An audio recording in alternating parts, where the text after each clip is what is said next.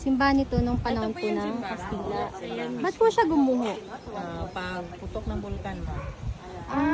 Bago lang din po mga 1871. 1871. Kailan po rin pumutok yung bulkan mo? 1871, May 30. May 30. Yan ang pinaka.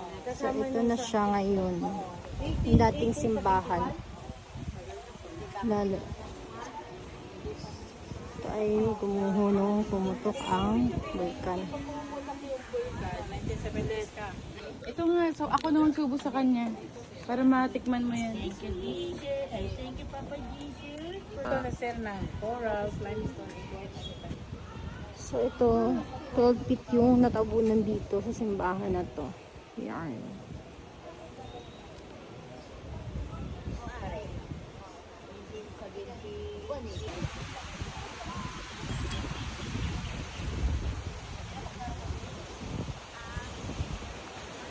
Ito yung likod ng simbahan. Tabing dagat. B! B! Beb! Lingon ka! Lingon! Like ko.